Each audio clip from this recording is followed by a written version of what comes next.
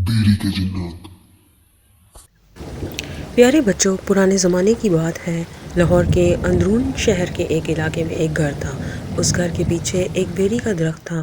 اس علاقے میں یہ مشہور تھا کہ اس درخت پر جنات رہتے ہیں، اس لیے ہر کوئی اس درخت کے پاس سے گزرتے ہوئے بھی ڈرتا تھا۔ اس درخت پر جنات کے خوف کی وجہ سے وہ گھر کافی عرصے سے خالی تھا، اس میں کوئی بھی رہنا پسند نہیں کرتا تھا۔ اس بیری کے درخت پر نیک اور مسلمان جن رہتے تھے۔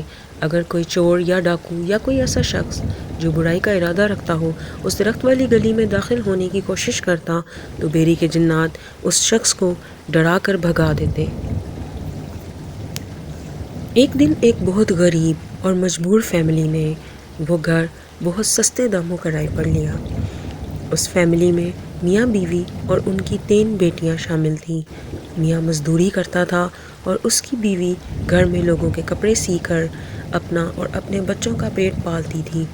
میاں کا نام منیر اور بیوی کا نام صابرہ بی بی تھا۔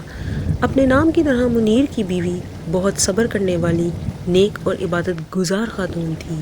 صابرہ روزانہ 5 وقت کی نماز پڑھتی اور صبح فجر کے وقت قرآن مجید کی تلاوت کرتی۔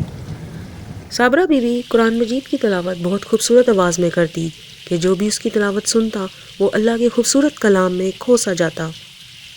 اس طرح بیری کے جنات کو بھی صابرہ بی بی کی تلاوت کا انداز بہت پسند تھا۔ صابرہ جب بھی قرآن پاک کی تلاوت کرتی تو بیری کے جنات بھی تلاوت سننے کے لیے صابرہ کے ارد گرد آ جاتے۔ جنات صابرہ کو پسند کرنے لگے۔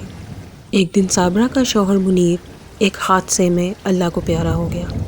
منیر کی وفات کے بعد صابرہ کا گزر بسر کرنا بہت مشکل ہو گیا۔ صابرہ بہت پریشان رہنے لگی۔ ایک دن صابرہ جب رو رو کر اللہ سے دعائیں مانگ رہی تھی تو اچانک بہت تیز ہوا چلنے لگی اور بیری کا درخت تیزی سے ہلنے لگا۔ ایک دم دروازے پر دستک ہوئی۔ صابرہ نے اپنی بیٹی کو دروازہ کھولنے کو کہا۔ جب بیٹی نے دروازہ کھولا تو ایک آدمی اور ایک عورت نے اندر آنے کی اجازت مانگی۔ بیٹی نے اپنی ماں صابرہ کو آواز دی۔ جب صابرہ دروازے پر آئی تو دیکھا کہ دروازے پر بہت اونچے لمبے اور روشن چہروں والے آدمی اور عورت کھڑے تھے۔ صابرہ نے کبھی اتنے خوبصورت اور اونچے لمبے لوگ نہیں دیکھے تھے۔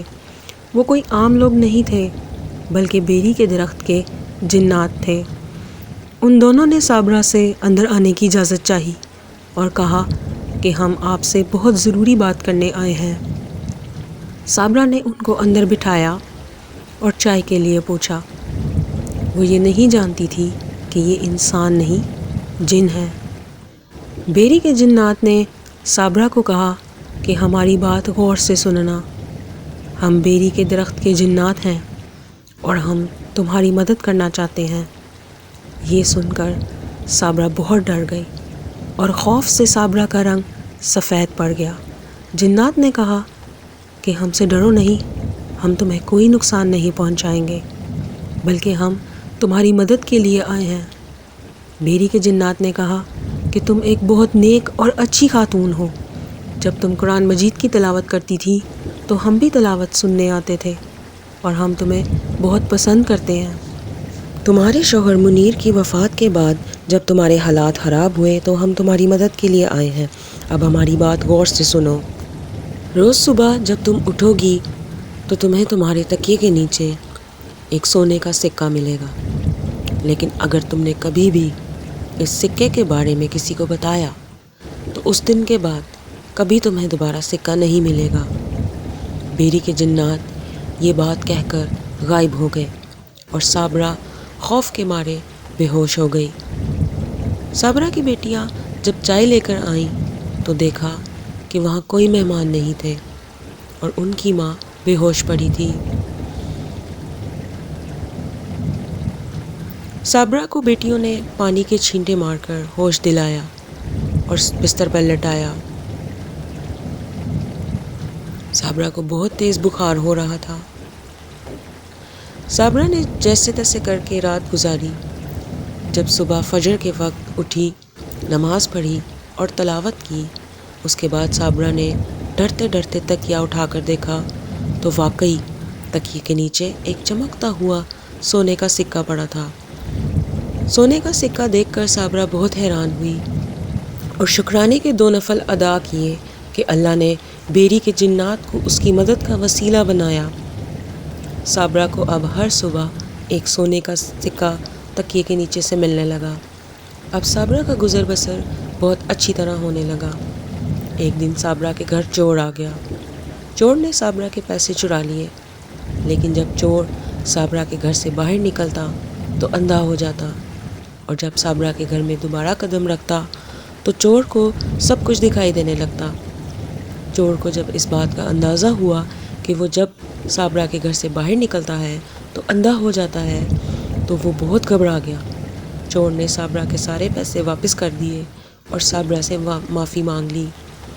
صابرہ کے پیسے واپس کرنے اور اس سے معافی مانگنے کے بعد جب چور صابرہ کے گھر سے باہر نکلا تو اب وہ ٹھیک تھا اور سب کچھ دیکھ سکتا تھا۔ اس طرح بیری کے جنات نے ایک بار پھر صابرہ کی مدد کی۔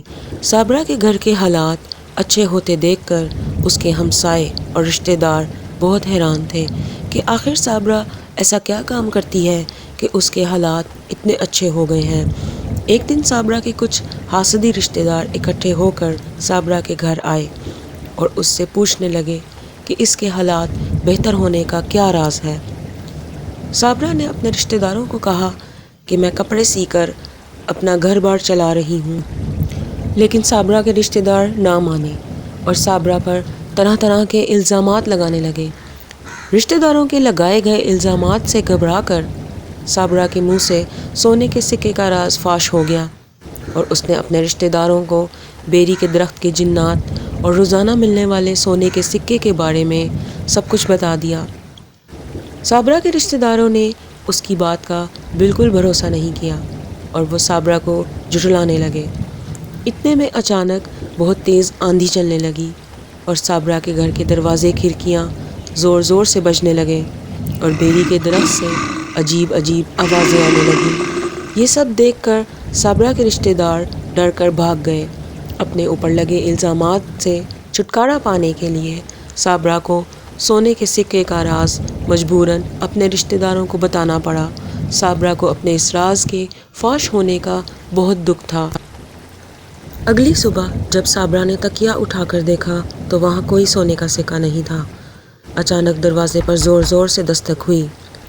صابرہ نے جب دروازہ کھولا تو وہی جنات مرد اور عورت کے روپ میں اندر داخل ہوئے۔ اس بار وہ بہت غصے میں تھے۔ انہوں نے صابرہ کو کہا کہ تم نے ہمارا راز آج اپنے رشتہ داروں کو بتا دیا ہے، اس لیے ہم تم سے بہت ناراض ہیں اور اب ہم تمہیں بھی اس گھر میں نہیں رہنے دیں گے۔ اب جتنی جلدی ہو سکے یہ گھر خالی کر دو ورنہ اچھا نہیں ہوگا۔ یہ کہہ کر وہ جنات غائب ہو گئے۔ صابرہ بہت پریشان ہو گئی۔ اس نے جلد از جلد کسی دوسرے علاقے میں گھر کرائے پر ڈھونڈا اور وہاں سے چلی گئی۔ اس گھر کو چھوڑنے کے بعد صابرہ نے سونے کے سکوں کو بیچ کر جمع کیے ہوئے پیسوں سے موم بتیاں بنانے کا کام شروع کیا۔